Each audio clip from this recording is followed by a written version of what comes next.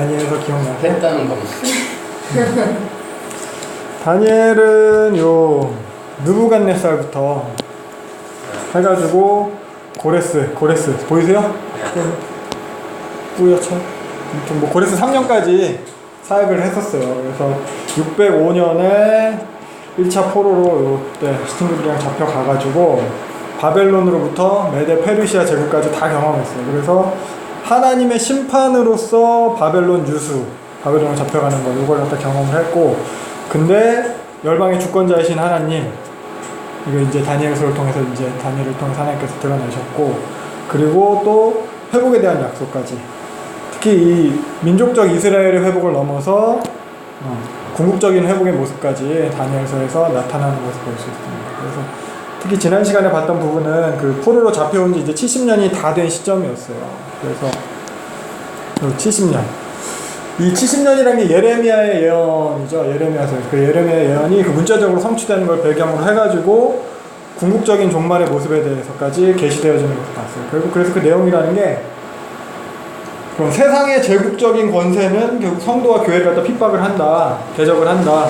근데 그것이 결국이 아니라는 것, 영원한 결말이 아니라는 것, 그건 한시적인 것이고 이미 하나님께서 영원한 승리를 준비하셨고 결정하셨다. 그래서 그 영원한 승리가 이미 일어나고 있다는 것, 그러니까 끝까지 믿음을 지키라는 것, 이게 이제 다니엘서의 메시지였어요.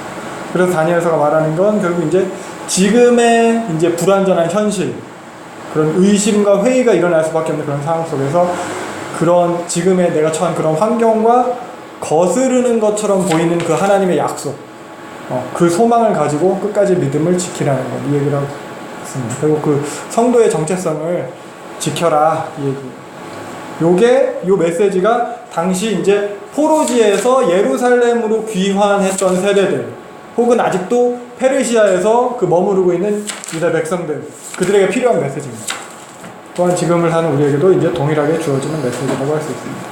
그래서 다니엘서를 그때 이렇게 봤고요. 오늘 그런 좀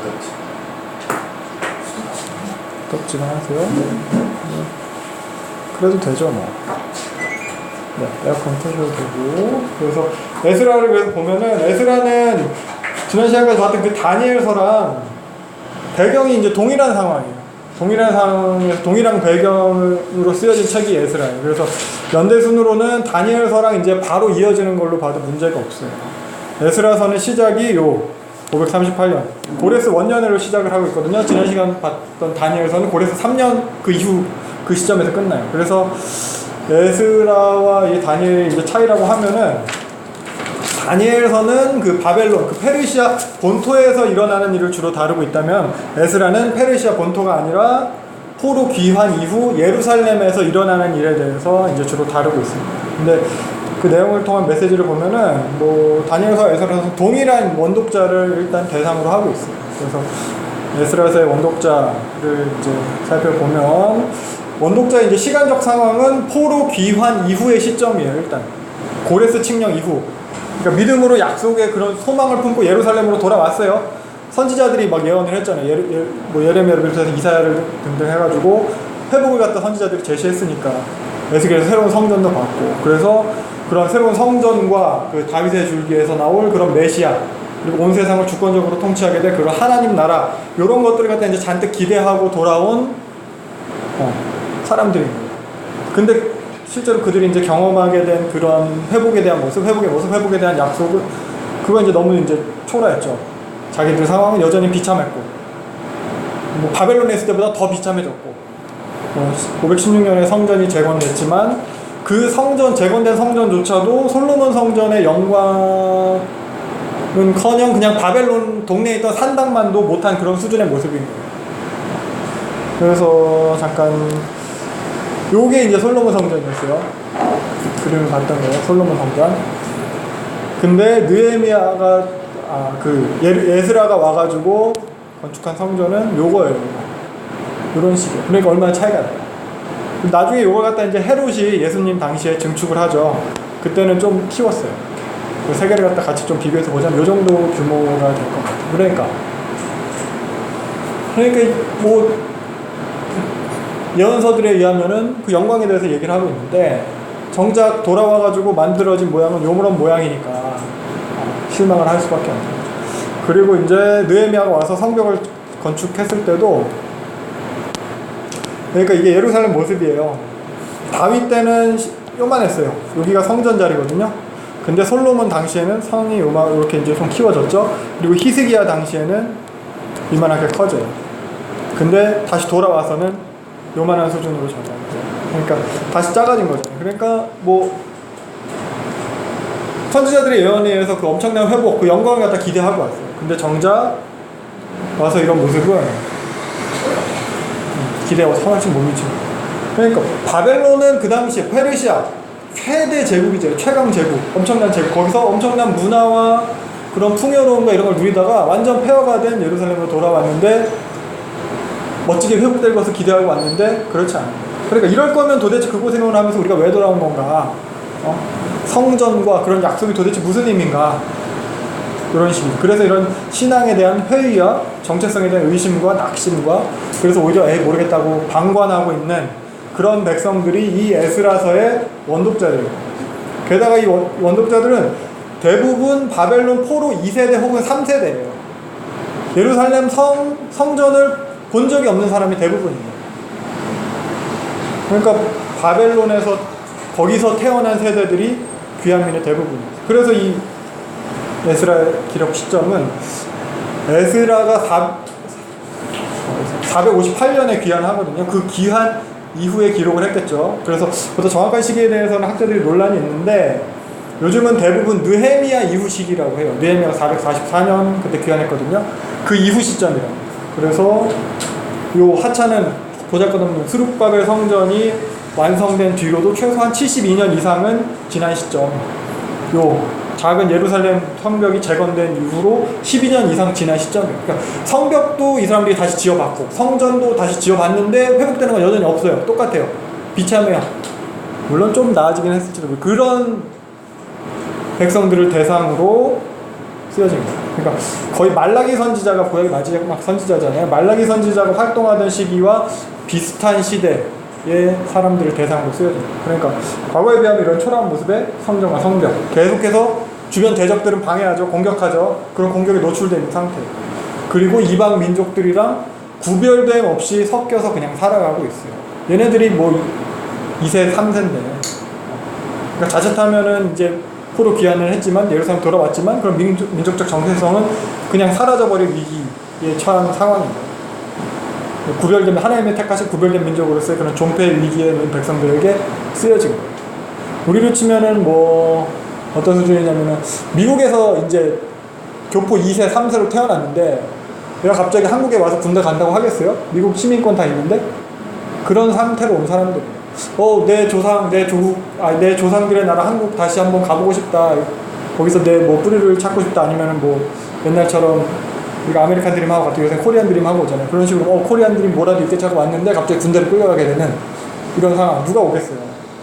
얼마 전에 추신수도 자기 아들들은 국적 포기했죠. 그렇죠. 그런 수준의 상태의 사람들이 온 거예요. 지금 2세, 3세. 한국이 뭔지도 모르는, 예루살렘이 뭔지도 모르는 사람들이 온 거예요. 이게 원독자들의 상황입니다. 그래도 뭐 약속, 성경에 말하는, 선지자들이 말하는 그 약속 품고 오게 됐어요. 그래서 에스라서에서 말하는 주요 메시지는 결국 지금 같은 배경으로 이제 나오는 거예요. 그러니까 과거의 시점이에요. 에스라서의 내용, 원독자예요. 그러니까 역경을 이겨내고 신앙의 정체성을 지켰던 과거의 경험을 기억해라. 결국 요 성전 재건했던 기억, 예루살렘으로 귀환했던 기억, 그런 거 갖다 다시 기억하라는 거예요. 그러면서 이제 요 에스라서 중간중간 보면은 각각 이제 명단이나 목록 이런 것들이 자주 등장을 해요. 이런 건 결국 그게 이제 과거에 있었던 게 역사적 사실이었다라는 걸 강조하는 거거든요. 그러니까 그러한 역사적 사실을 바탕으로 냈던 사건들이 결국 하나님의 주권적 통치였다는 것을 기억해라. 이걸 갖다 깨우쳐주기 위한. 그래서 현재의 하나님의 백성된 삶을 계속해서 살아가라는 걸 요구하는 거죠. 그러면서 이제 신앙의 정체성을 지켜나가는 그러한 개혁은 계속돼야 된다. 과거로 끝나는 것이 아니라. 그러니까 하나님 주권자다. 하나님 다 계획하셨다. 여기까지도 다 인도하셨다. 그러니까 우리도 그 하나님 믿으면서 하나님 백성대로 살아가야 된다. 언약 공동체로서의 그 순수성을 계속 지키면서 그 존재를 유지해 나가야 된다.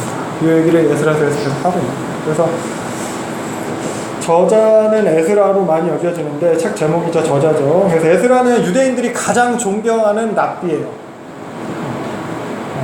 유대인들 그 에스라를 갖다 제2의 모세다 이렇게까지 평가를 해요. 그래서 제사장 겸 학사. 그러니까 제사장 가문이에요. 제사장 가문이면서도 학자예요. 그래서 모세의 율법에 능통했어요. 또한 페르시아의 법에도 모두 능했어요. 그런 사람이에요. 그래서 에스라는 구약 성경을 갖다가 집대성한 사람으로 알려져 있습니다. 그래서 요 에스라가 에스라서를 갖다 기록한 것으로 보여요. 유대 전승이에요. 유대 전승의 그런 지지를 받고 있고, 그리고 요 7장 이후부터는 1인칭 시점으로 기록되어 있어요. 그래서 에스라가 1인칭 시점으로 그렇게 했기 때문에 에스라일 것이다. 그러나 최종 편집자가 누군지는 정확하게 알 수는 없어요. 그리고 보면은 이제 요 초대교회 이후 그 속사도 시대까지는 요 느헤미야랑 에스라서를 한 권의 책으로 봤어요. 그래서 히브리인들의 성경 그리고 70인역 성경은 아직도 에스라와 느헤미야를 한 권의 책으로 묶어놓고 있어요. 그래서 에스라서 구조를 보면은 성전 이제 에스라가 예루살렘으로 귀환하기 전과 에스라가 귀환한 후로 나뉠 수 있어요. 그래서 1장부터 6장까지가 이제 성전을 다시 세우는 것과 관계된 이야기고요. 7장부터 10장까지가 이제 에스라가 귀환을 해가지고 그 귀환을 통해서 백성들을 갖다 개혁하기 시작하는 그런 이야기들이에요.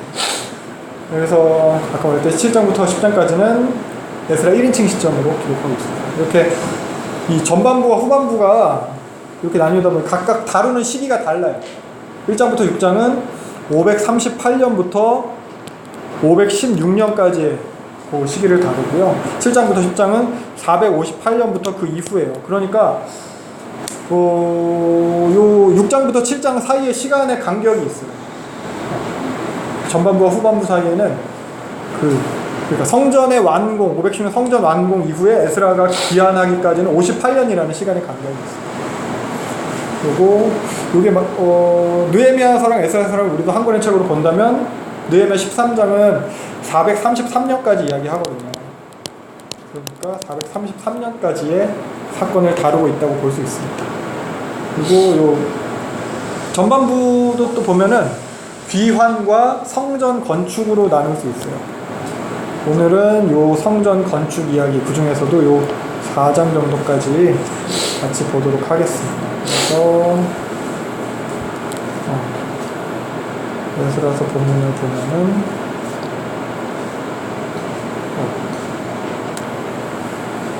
네, 바산 고레스 원년이 538년이에요. 고레스 기억나세요? 고레스? 그거죠.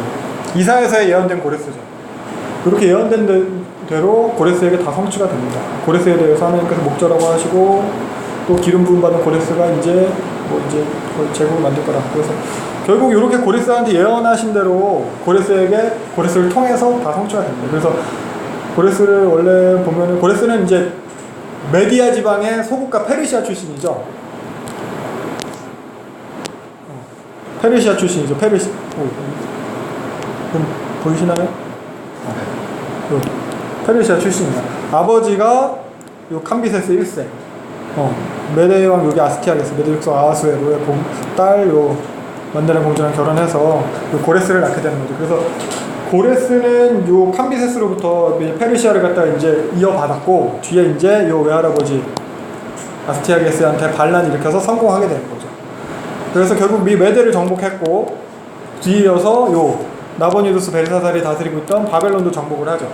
그리고 나서 고레스가 유다 백성의 이제 귀환을 갖다 이때 명하게 되는 거예요. 그래서 바벨론의 멸망과 예루살렘으로 귀환, 요게 이제 결국 또 예레미야 예언의 성취거든요. 그런 거. 70년이 끝나면은 바벨론이 멸망하고 70년이 차면은 너희 돌아오게 될 거다. 이거 다 선지자를 통해서 말씀하신 것이 이렇게 다 이루어지게 되는 겁니다. 그래서 보면은 요게 이제 당시 지도인데 메디아가 이만큼 다스리고 있었고, 요 중에서 페르시아는 요 정도예요. 요 페르시아가 메대 정복하고 요 바벨론도 정복하고 리디아까지 다 정복을 해버려요. 그러니까 요만했던 나라가 갑자기 이만하게 엄청난 제국이 된 거예요. 제대로 다스릴 수 있었을까? 어떻게 다스릴까? 요 조그만 중소국가, 지방 소국가. 그래서 이전 국가들은 공포 정치를 많이 했어요. 아수르도 그렇고 바벨론도 그렇고 민족 말살 그렇고 막 다 이주해버리고 막 그런 식으로 했어요. 근데 그런 것도 이제 사실 본인들이 그럴 만한 역량이 있을 때 가능한 건데, 그러니까 아수르랑 바벨론 같은 경우는 갑자기 등장한 나라가 아니거든요. 바벨론 같은 경우도 그 기원전 1800년대부터 이제 함무라비 박정 아시죠? 그때부터 이제 있었던 나라. 각각 이제 오래되면서 아수르도 그렇고 잠재된 그런 저력을 지니고 있던 나라들이니까 그런 식의 통치가 가능했는데, 근데 페르시아는 조그맣잖아요. 그럴 만한 저력이 부족했어요. 갑자기 등장한 그냥 고레스라는 인물 때문에 그 인물, 그 혼자서 그 인물의 역량으로 이렇게 제국이 된 거예요. 그래서 결국 고레스는 이전의 제국들과는 이제 다른 통치 이념을 가지고 결국 뭐냐면 모든 민족들에 대한 해방이에요. 이전까지는 모든 포로들 잡아들여가지고 섞어버리고 다 다른 동네로 뿌려버리고 신들 다 끌고 와가지고 자기네 신전에 놔두고 이 신만 섬겨라. 바벨론 같은 경우 마르둑만 섬겨 뭐 이런 식으로 했다면 이제 그렇지 않아요. 모든 민족을 해방하고 모든 신들에 대해서 해방했어요. 니네 신상들 다 가지고 돌아가라. 그러니까 이러한 커다란 제국을 갖다 이제 힘으로 강압적으로 다스리기보다는 이제 포로민들 스스로 운영하게 했어요. 지방자치죠. 그래서 포로들에게 본국으로 돌아가는 허용하는 거예요. 유대인들만 이때 돌아간 게 아니에요. 모든 포로 잡혀있던 다른 민족들까지 다 돌아가게 돼요. 자신들의 신과 그 신전을 갖다가 그 성읍을 갖다가 건설하는 걸 갖다 다 허락하고 지원도 해줬어요. 그걸 통해서 각 지방을 갖다 이제 건설하게 되고 그걸 통해서 그들에게 이제 제국에 대한 충성심을 세금을 얻어내는 방법이 있어요. 그래서 보면은 이게 고레스의 원통형 비문, 원통형 인장 이렇게 얘기해요. 이게 이제 최초의 인권 선언문 뭐 이렇게 여겨지는 고레스의 그 원통형 비문인데 가로 길이가 22cm고 지름이 10cm. 딱 이렇게 한 손에 들어오는 거예요. 한 손에 들어와서 딱 굴리면서 찍는 거예요. 도장이야, 도장. 도장이자 비문이 딱 굴리면서 이렇게 뭐 스탬프 밀듯이 그렇게. 그래서 요 안에 내용이 이제 제국의 모든 민족에 대해서 그런 종교와 파손된 거예요? 그렇죠, 저건 파손된 거죠. 종교의 자유랑 그런 이주의 자유를 그런 허락하는 내용이 여기 담겨 있다고 합니다. 고레스가 그랬어요. 그래서 보면 하나님께서 이 고레스에 대해서 이 고레스를 통해서 자기 말씀을 이루시는 거죠. 그래서 고레스의 마음을 감동시키십니다.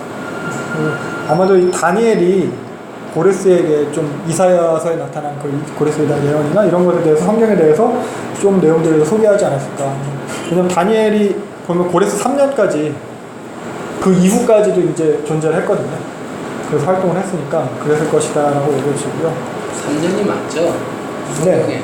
네, 성경에는 다니엘서는 고레스 원년이라고 하는 고레스 원년에는 포로 귀환이 일어났고 다니엘은 고레스 3년 원년까지 이후까지도 있어요.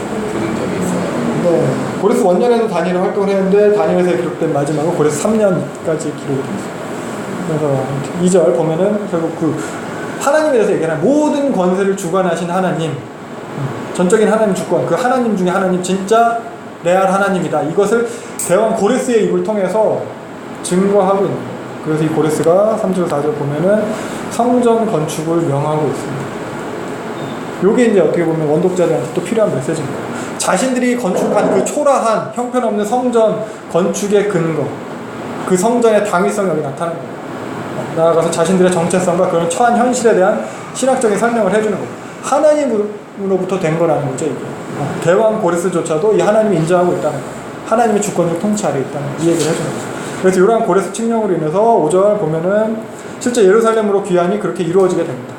그래서 예루살렘 떠나온 지 60년이 넘는 시간이 지났어요. 바벨론 포로지에서 이제 가진 고초와 핍박 속에서 이제 어떻게 보면 시간이 많이 지났어요. 이제 겨우 포로지에서 자리를 좀 잡아가지고 이제 좀 살아볼까 하는 시기예요. 다시 돌아오는 데는 믿음의 결단이 필요했을 거예요. 기껏 터잡고 살고 있는데 그거 다 버리고 허허 벌판으로 돌아와야 돼요. 그게 쉬운 게 아니죠. 그래도 보면은 성전 재건을 위해서 그 기쁨으로 자원하는 자들이 이제 1차 귀환에 동참을 합니다. 어떻게 보면 이 사람들은 광신도예요. 우리라면 그렇게 할 수 있을까? 마토도 못 떠나는데. 그래서 6절 그러지. 보면은 6절 보면 이제 주변 사람들로부터 잔뜩 받아가지고 나옵니다. 이런 표현은 출애굽때 이미지를 의도적으로 이제 반영하고 있는 거예요. 출애굽때도 보면은 나올 때 막 요구하라고 했어요. 그럼 요구한 대로 받아가지고 그래가지고 다 나갔어요. 그러니까 요 바벨론 포로 기한을 갖다 이제 제2의 출애굽을 여기고 출애굽 때랑 연관시키는 거는 이 사람들에게 유대인들에게 있어서 출애굽은 엄청난 사건이었거든요. 뭐 기독교 우리에게도 마찬가지예요. 하나님의 구원의 사건, 하나님의 언약 백성이 되는 사건. 계속해서 이런 출애굽과 연관지으려는 표현들이 등장을 할 거예요. 7절 보면은 고레스가 그 예전에 솔로몬 성전에서 탈취했던 그 그릇들도 돌려주게 됩니다. 이 그릇, 이거 다니엘서에서 나왔던 거죠. 다니엘서에서 그 벨사살이 그 성전에서 그릇 갖다가 이제 막 술 먹다가 이제 막 거기에 막 손가락으로 글씨 쓰잖아요. 그러니까 이런 빼앗겼던 성전 기물, 성전 그릇이 되돌려주는 것은 그리고 이게 이제 성전이 회복될 것에 대해서 예표하는 거예요. 그러니까 그 수치의 시간이 끝났다는 거예요. 그래서 8절 보면은 유다 총족 세스바살이 나오는데 이 세스바살은 사실 스룹바벨과 이제 동일한 인물로 많이 여겨져요. 그래서 스룹바벨은 바벨론식, 세스바살이 바벨론식 이름이다. 스룹바벨은 히브리식 이름이다. 이렇게 여겨지는데 혹은 이걸 갖다 이제 삼촌과 조카다 이렇게 여기기도 해요. 그래서 예루살렘 귀환할 때 세스바살과 스룹바벨이 각각 귀환했는데 세스바살이 삼촌이고 스룹바벨이 조카다. 그래서 두 명이 지도자다. 이렇게 여겨지기도 하는 이렇게 여겨지는 근거는 역대상에 보면은 18절 보면은 세낫살이라고 나와요. 세낫살. 요 세낫살이 세스바살이다. 그리고 그의 조카 19절 보면은 스룹바벨. 이렇게 요걸 갖다 그렇게 보기도 하는데 뭐 각각의 의견들이 다 뭐가 맞다고 할 수는 없을 것 같아요. 2장 1절 넘어가면은 보면 이제 돌아와서 각기 성읍으로 돌아갔다고 해요. 예루살렘은 아직 사람이 살만한 상태가 아니었어요. 터만 남은 완전한 폐허예요. 그래서 각 유다 지방에 그런 지낼 만한 다른 성읍들에 이제 적당히 이제 흩어져서 일단 살기 시작하는 거예요. 그래서 2절부터는 이제 귀환한 지도자들의 명단 그리고 백성들의 수에 대한 기록이 나오는데요. 상당히 많아요. 어떻게 읽으려고 하면 좀 지루해요. 근데 이러한 목록은 사실 이제 포로 귀환이 이제 역사적 사실이었다. 이런 것도 좀 이제 드러내 주는 거고요. 그리고 이러한 가문의 목록 자체는 그 원독자들한테는 좀 필요한 거였어요. 자기들 신앙의 정체성을 유지해야 되는데 원독자들은 이 귀환하고 나서도 한참 이후 세대거든요. 그리고 538년에 거의 100년 정도 이후 사람들이 이제 원독자들인 거예요. 진짜 우리 조상들이 이때 귀환을 했구나. 신앙의 정체성을 위해서 이 사람 원독자들은 이런 본문이 꼭 필요한 거죠. 그래서 요즘 익숙한 이름 몇 명만 좀 살펴보면은 2절에 스룹바벨과 예수아라고 나오죠. 그래서 예수아는 여호수아의 후기 형태예요. 여호수아랑 같은 이름이라고 보면 이 예수아는 이제 1차 귀환 당시에 대제사장이었어요. 그러니까 백성의 이제 주요 지도자 나중에 스가랴서에도 또 나올 거예요. 그리고 스룹바벨은 방금 이야기했듯이 그 세스바살이랑 동일한 인물로 여겨지고요. 그 스룹바벨 이름 뜻은 바벨론 출신이란 뜻이에요. 그러니까 바벨론에서 태어난 사람일 거예요. 포로 중에. 그래서 이 사람이 이제 유다 총독 지도자입니다. 그래서 스룹바벨이 여기 3장 2절에 보면은 스알디엘의 아들 스룹바벨이라고 나와요. 그리고 또 그럼 이 스알디엘이 누구냐? 그러니까 여호야긴이 잡혀갔잖아요. 597년에 바벨론 포로로 여호야긴이 잡혀갔거든요. 그 여호야긴의 손자인 거예요. 그러니까 스룹바벨은 왕족이에요. 다윗의 계보인 거예요.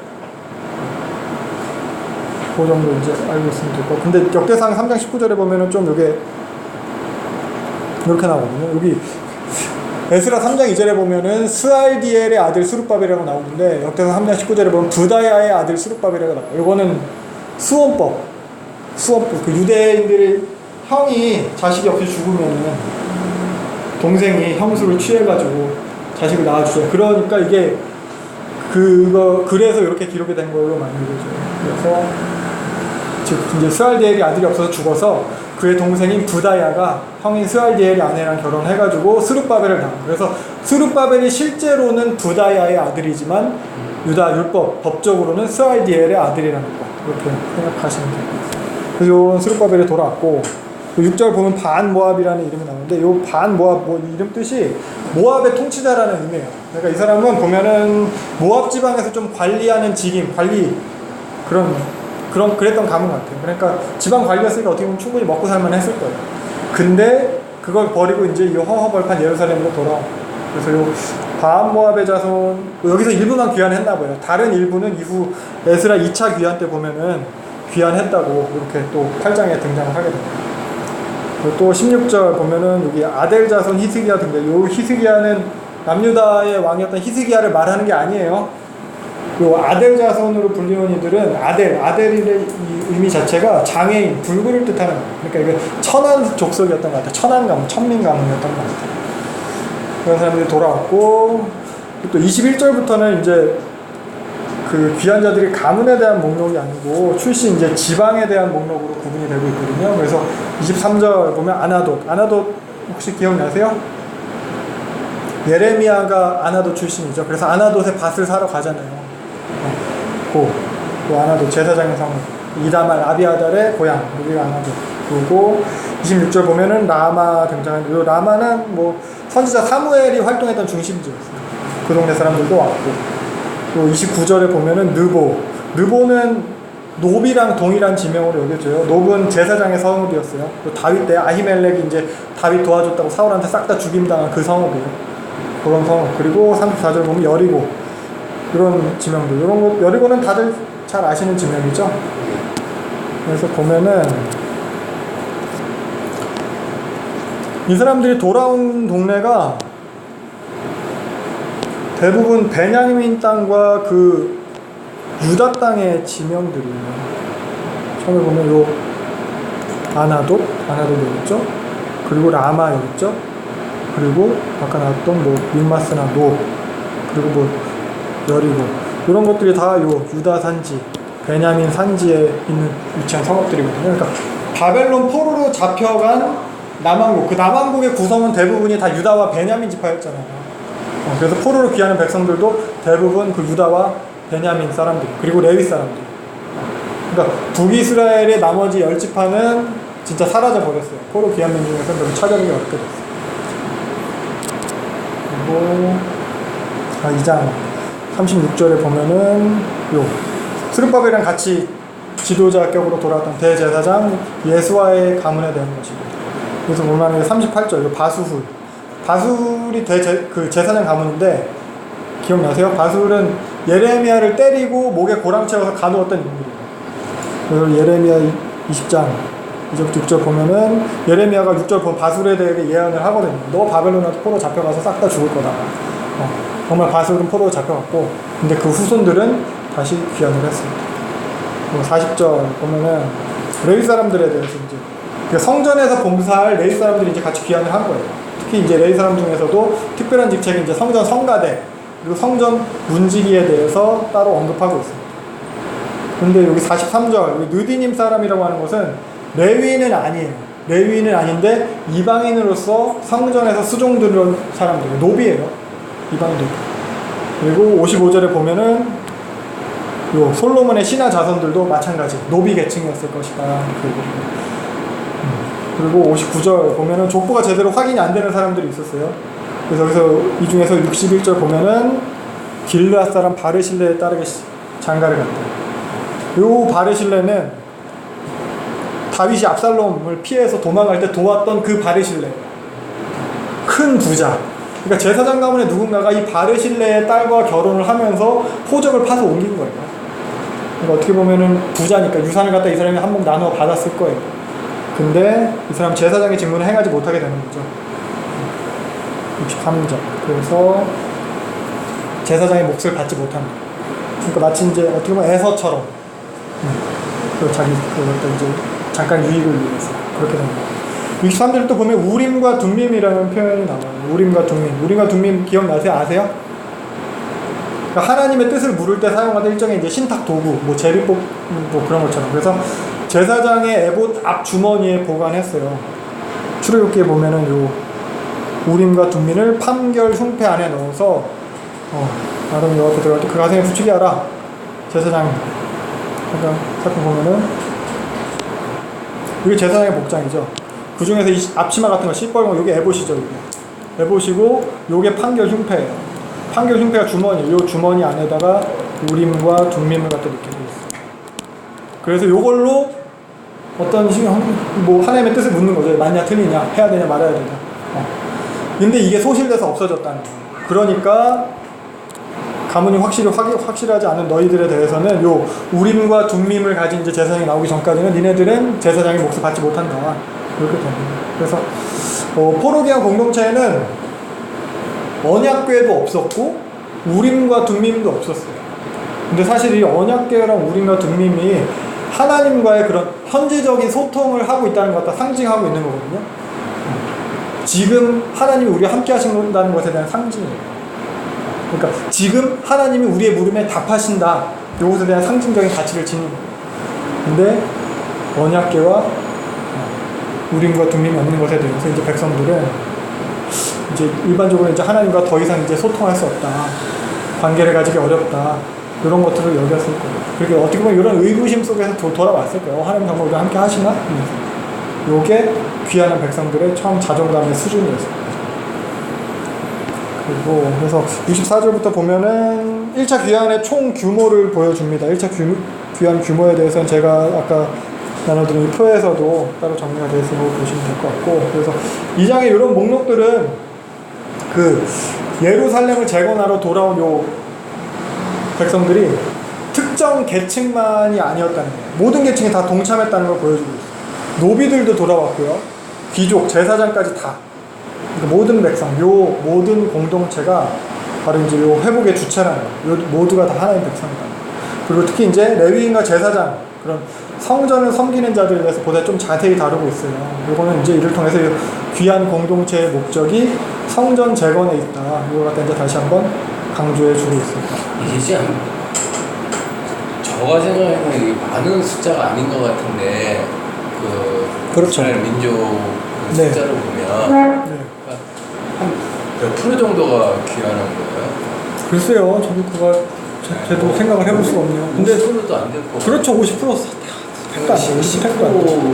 100도 안 돼요. 그러니까 극히 일부. 맞아요. 지극히 작은 수. 그래서 아까 말했듯이 귀한 사람들 좀 광신도다. 그 말했던 것처럼 진짜 극히 일부가 돌아왔어요. 그러면 나머지들은 계속 바벨론에 살았죠. 계속. 네. 살았죠. 그죠?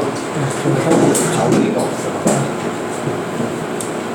그렇습니다. 그래서 68절 보면은 귀환한 사람들 중에서 몇몇이 이제 족장이 성전 건축 첫 예물을 드려요.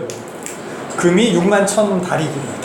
다릭은 신약에서 사용되는 그 단위로 환자는 드라크마예요. 다릭은 드라크마 혹시 기억나세요? 드라크마는 데나리온과 같은 단위거든요. 데나리온 로마 화폐고, 그래서 한 데나리온, 한 드라크마가 노동자 하루 품삯이에요. 그럼 지금으로 치면 그냥 한 10만 원이라고 쳤을 때 61,000다릭이면은 61억일 거예요. 그리고 은이 5천만에, 여기서 만에는 문화, 신약에서 문화 기억나세요? 10문화씩 하나님 나눠주시고 예수님 나눠주시고 예수님 아니지, 예수님 비유해서 누가복음 나오고 문화 비유 맞나? 아무튼 문화, 그래서 한 문화는 100데나리온이에요. 여기 보면 500억이에요 이게 한 사람. 그러니까 이걸 갖다가 뭐 제가 지금 화폐 단위로 계산한 건데 이거 무게 단위로 또 다르게 계산하기도 하거든요. 근데 사실 어떤 식으로 계산해도 다 추정치이고 정확하게 환산될 수는 없어요. 근데 결국 계산해서 액수를 갖다 현대로 환산해보면 대부분 다 600억 정도로 환산을 하더라고요. 그러니까 적은 액수는 아니죠. 600억이면 그래도 괜찮은 건물 하나는 좀 지을 수 있는 그런 정도인데, 그러니까 처음에 이 정도로 많이 거쳤어요. 사람들이 이만큼 헌신된 사람들이고 돌아온 사람들도 그래도 좀 잘 산다는 사람들이 돌아왔나. 그래서 이렇게 성전 건축과 관련된 일이 처음으로 시작되는 거예요. 이들이 바로 돌아온 이유가 1장 5절에서도 봤듯이 여호와의 성전을 건축하고자 돌아온 목적은 이거였어요. 성전 건축을 위해 돌아온 사람들이었어요.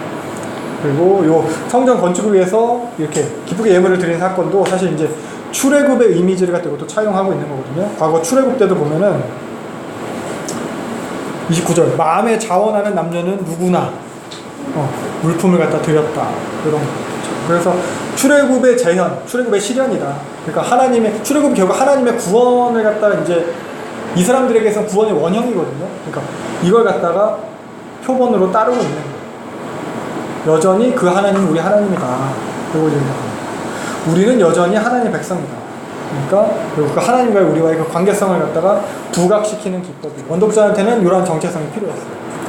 그리고 70절 보면은 예물을 다 드리고 그리고 예물을 그렇게 거뒀다고 해서 바로 건축이 시작되는 게 아니죠. 아까 1절에서 봤듯이 일단 다들 각자의 성읍으로 돌아갑니다. 예루살렘은 폐허 상태라서 도저히 살 곳이 못 됐어요.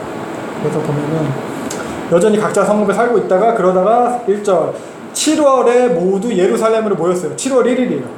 귀환했던 그해 7월이에요. 왜 모였을까요? 7월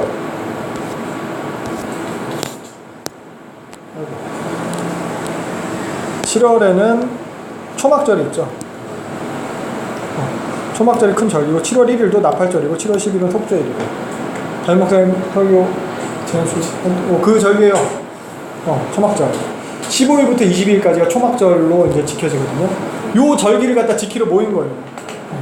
그러니까 돌아왔고 절기를 지켜야 되겠고 그래서 3절 보면 이런 뭐 제사 드리는 거죠. 초막절 절기 내내. 그러니까 갑자기 이제 때로 모여서 단체 행동을 하는데 단체 행동하기가 사실 두렵죠. 이번에도 홍콩 막 시위하니까 무력으로 진압하니 많이 한 이 사람들 두렵지만 그래도 제단을 세우고 하나님한테 제사를 드리기 시작하는 거예요.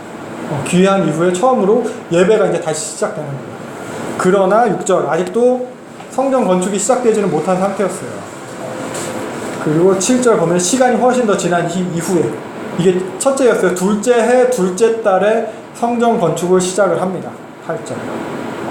그러면 이제 레위인들이 성전 건축에 이제 감독을 맡았고 그 기공식에서 다윗의 규례대로 찬양을 하면서 악기를 연주하면서 성전 건축을 11절 이제 시작을 하는 거예요.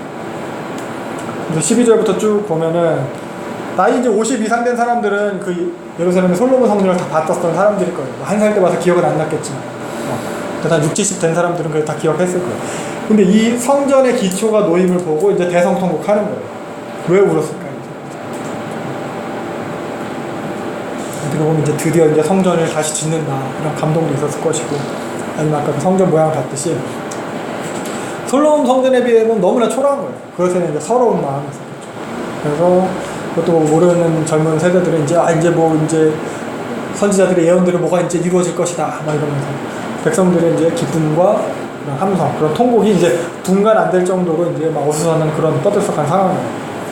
그랬는데 그래서 성전 이제 기공식을 시작을 했는데 4장 넘어가면은 성전 건축을 방해하는 세력이 등장을 해요. 여기 보면은 유다와 베냐민의 대적 이렇게 표현하고 있어요. 이어지는 표현들을 보면 이 대적이라는 것은 소위 사마리아인이라고 불리게 되는 그러한 족속의 모습을 보여줘. 그러니까 유다와 베냐민의 대적이다. 그러니까 유다와 베냐민 이외의 족속이라는 거예요. 유다 지파, 베냐민 지파 이외 나머지 10지파 이 10지파에 대해서 암시하는 표현이에요. 유다, 베냐민이죠. 그래서 나머지 10지파가 결국 북이스라엘에 살았던 지파잖아요. 사마리아라고 표현되는 사마리아가 북이스라엘 수도였고 북이스라엘 지방에 살았는데 아수르에 의해서 다 포로로 잡혀가서 아까 말했듯이 사라지게 됐어요. 귀환한 사람들은 대부분 다 유다와 베냐민 지파 사람들이에요. 그러니까 다 포로로 잡혀갔고 아수르의 정책에 의해서 그들이 살던 북이스라엘 사마리아 지방에는 다른 이방 민족들이 이주해서 살게 되거든요. 그러니까 원래 사마리아에 살던 10지파는 대부분 사라졌고 그나마 남아있던 사람들은 이주해온 민족들이랑 다 피가 섞였고 문화도 섞였고 종교도 다 섞였어요. 그러니까 선민 이스라엘로서의 10지파는 사라지게 됐어요. 그래서 이들에 대해서 소위 사마리아인이라고 불리면서 천대하고 차별하는 거예요. 예수님 당시에도 유대인들의 이들을 갖다 이제 사마리아인이라고 부르면 상종하지 않은 족속이고 지금도 마찬가지죠. 따로예요. 따로 지금 사마리아. 이 사람들은 성경도 사마리아 오경이라고 해서 다른 거 보고요. 제사도 이 사람들은 그리심산에서 따로 6월절 같은 제사 절기 따로 지키고 그래요. 서로 인정 안 하는 거죠. 아무튼 요 4장 2절 그래서 보면은 얘네들이 찾아온 거예요. 그러면서 우리가 아수르 왕 에사핫돈 우리를 이들이 오겠나부터 여기 있다. 그러니까 북이스라엘을 멸망시켜서 포로로 잡아간 사람들은 사실 잡아간 왕은 살만에셀이에요. 살만에셀. 요 살만에셀이 올라와가지고 마지막 왕 호세아 때 멸망시키고 잡아가고 살만에셀이 그 후계자 사르곤 요 둘이서 한 거거든요. 근데 그 이후에 이주민 정책을 쓴 게 이제 에살핫돈이라는 거죠. 여기 보면은 요 할마네셀과 사르곤이 호세아 때 멸망을 시켰어요. 그리고 요 에사라돈, 이때 이제 이주민 정책을 갖다 강제 이주민 정책. 근데 사실 아수르 왕들은 대부분 다 강제 이주 정책을 썼어요. 근데 요때 이제 찾아온 사람들이 요 에사라돈 때 우리 이주해 와서 여기 살고 있다 이런 거죠. 그러니까 열왕기에 의하면은 이 사람들은 결국 이방인인 거예요. 우상 숭배자는. 이때 어떻게 표현하고 있냐면은 요 아수르 왕이 이주를 시켰대요. 그래서 이주한 사람들이 어떻게 됐냐? 32절, 자기 중에서 사람을 세워가지고 제사장을 택해서 산당에서 제사를 드리고, 34절, 하늘 여호와를 경외하지 않고 법도를 지키지 않고, 그래서 어떻게 됐냐? 마지막 41절, 여호와를 경외하고 또 우상을 섬겼고 자자손손 그들이 조상들이 행하던 걸 오늘까지 한다. 그러니까 결국 섞여가지고 그냥 이방인이자 우상 숭배자들인 거죠. 열왕기에 이러한 사람들이 와가지고 성전 건축을 같이 하자고 하는 거예요. 그러니까 당연히 거절하기도 했겠죠. 근데 이 사람들은 왜 그랬을까요? 왜 와서 성전 건축 같이 하자고 했을까? 하나님에 대한 열심인가? 이 사람들은 어떻게 보면 좀 무언가 좀 지분 같은 걸 얻으려고 했던 것 같아요. 그러니까 결국에 가서 계속해서 건축을 방해하게 되는데, 보면은 지금 에스라서의 시점에서는 성전 건축하는 시점에서는 이미 오래전부터 100년도 훨씬 더 전부터 이 사람들은 여기 이주해서 살고 있는 사람들이에요. 근데 갑자기 어느 날 애들이 막 한 몇만 명이 귀환을 해 오더니 뭔가 막 사업을 시작하는 것 같아. 그러니까 어떻게 보면 내 집에 모르는 사람이 나타나가지고 내 집에서 나 빼놓고 지들끼리 뭐 하고 있는 거야. 그러면서 뭐 황제의 명령이다, 뭐 중요한 일 같은 거 하고 있는 거야. 그러니까 지들끼리 하는 거야. 자기네가 주인인 거죠. 그러니까 상식적으로도 당연히 자기 권리를 찾으려는 행동을 해야죠. 그런 거예요. 그래서 이 사람들이 와서 그럴 건 같이 하겠다라고 했는데, 보면은 유대 지도자들이 이제 단호하게 다 거절을 해버리죠. 그래서 5절 보면은 이 사람들이 계속 방해를 하는 거예요. 그래서 성전 건축은 이제 시작한 지 얼마 되지도 않아서 바로 중단이 돼요. 그래서 6절부터는 아예 다른 시기의 내용이에요. 에스라서가 쭉 연대기 순으로 기록된 건 아니에요. 중간에 이렇게 다른 시기가 툭 튀어나온 거예요. 그래서 보면은 다리오의 아들 아하수에로, 그리고 그 이후에 대한 기록이에요. 여기 보면은 다리오 때, 좀 보이시나요? 잘 안 보이시나요? 보이시나요? 이 정도는? 다리오 때, 지금 다리오 때가 아니지. 고레스 때 귀환을 했어요. 근데 6절 이후부터는 다리오와 그 다리오의 아들 아하수에로와 그 이후에 아닥사스다 때 일어난 일에 대한 기록이에요. 그러니까 성전 건축과는 별개예요. 성전은 다리오 520년에 다시 재건되기 시작해요. 그래서 516년에 완공이 돼요. 근데 지금 이야기는 요때 이야기예요. 그러니까 이미 성전은 완공이 됐어요. 완공된 이후 시점에 대한 이야기를 하고 있는 거예요. 그러니까 성전이 완공된 이후에도 그 사마리아 사람들이 귀환한 백성들을 계속해서 괴롭혔다, 회방했다. 그러니까 요 예루살렘 이때 성벽 건축했거든요. 느헤미야가. 그러니까 요 차라리 느헤미야 때의 배경이 되는 내용이라고 할 수 있어요. 그래서 대적들이 요 아닥사스다한테 보낸 편지의 내용이 나옵니다. 7절. 요 히브리어가 아니라 아람어로 기록되어 있어요. 아람어는 요 본문 자체도, 성경 본문 자체. 그러니까 아람어는 고대 근동의 공용어예요. 지금으로 치면 뭐 영어처럼. 그래서 아닥사스다에게 예루살렘 백성한테 이제 고발하는 내용이 여기 나와요. 10절. 왜 오스나빨이라고 하면, 오스나빨은 아수르의 그 아수르 바니파를 갖다 말하는 거예요. 에스라돈 다음 그 왕. 그래서 군사적으로 정치적으로 에스라돈 이후로 요 아수르 바니팔이 되게 탁월했고요. 그러니까 아수르 마지막 전성기가 요 아수르 바니팔 때였어요. 이때 이후로 아수르가 쇠락해요. 그러니까 요 아수르 바니팔이 이주시킨 무리들도 예루살렘의 유대인들을 같이 고발했다, 이렇게 기록이 됩니다. 그래서 12절 보면은 예루살렘에 대해서 패역한 족속이라고, 악한 성읍이라고 고발하고 있어요. 그러니까 대대로 반역한 족속이다. 물론 조사해보니까 그 말이 틀린 말은 아니에요. 계속 반역을 했어요. 그래서 아닥사스다 때 성벽 건축이 중단됐다, 요 얘기를 하고 있는 거예요. 그러니까 지금 시점은 이제 성전 건축에 대한 이야기를 하고 있는데, 그 이후에 성벽 건축도 중단된 이야기를 하고 있는 거예요. 그러니까 하고 있는 거예요. 그래서 여기서 보면은 23절까지 그렇게 성벽 건축이 중단된 이야기가 나오고, 24절. 그러니까 24절은 또 23절과는 별개로 해석되어야 되는 거예요. 24절이 23절로 인한 결과가 아니라는 거예요. 그러니까 어떤 식으로 보냐면은 사마리아 얘네들이 이렇게 나쁜 애들이다. 이렇게 나쁜 애들이 그 전에 성전 공사할 때도 방해했던 애들이고 그것처럼 얘네들이 방해해서 성전 공사도 다리오 이전까지 중단되었다. 그 정도. 그러니까 이런 식의 구성은 그 사마리아인들 대적들의 악함에 대해서 강조하고 있는 거고 원독자 입장에서도 얘네들은 여전히 대적이거든요. 그 성전 건축을 그래서 그들과 같이 하지 않은 것에 대해서 좀 정당성을 부여한다고도 볼 수 있어요. 정리하면은 성전 건축을 대적들과 함께하지 않았다. 왜냐하면은 출신도 이방인의 우상 숭배자들 그렇지만 그것뿐만 아니라 요 대적들이 계속해서 성전 건축을 방해했던 애들이다. 그뿐만 아니고 얼마 전에 우리가 성벽 건축할 때도 계속해서 방해했던 애들이 걔들이다. 이렇게 나쁜 놈들이다. 그렇게 최근에 경험했던 예를 들어서 설명을 한번 더 해주는 거예요. 그런 나쁜 놈들이니까 그들과 우리가 성전 건축을 그 이전에도 같이 하지 않았던 거다. 이 얘기를 한 거고. 그래서 결국 성전 공사는 이런 나쁜 대적들에 의해서 그런 방해로 다리오 2년까지 24절 중단되게 됐다. 요걸 갖다 이제 에스라서가 기록을 하고 있는 거고요. 그러니까 이러한 강조가 원독자들, 에스라서의 원독자들에게는 어떤 의미가 있었을까? 이걸 갖다 읽고 있는. 그냥 그때 같이 했으면 어려움 없이 잘 중간에 한 16년 멈춘 것도 잘 됐는데 왜 그렇게 거절했을까? 이런 생각을 했을까요? 아무튼 원독자들한테 어떤 의미가 있을지 한번 생각을 해보시고요. 아무튼 성전 재건이 이렇게 중단되게 됐고요. 이렇게 성전 재건이 중단된 상황에서 등장한 선지자가 학개와 스가랴예요. 그래서 학개서를 보면은 학개서는 이제 구약에서 두 번째로 짧은 책이죠. 가장 짧은 책은 오바댜예요. 한 장짜리. 학개서는 두 장짜리 책인데 그래서 학개서 보면은 제목 이것도 뭐 제목이랑 저자가 같죠. 학개도. 그래서 제목 이름 학개 이름의 뜻은 사실 불확실한데 축제를 뜻하는 하가이에서 파생된 것으로 여겨져요.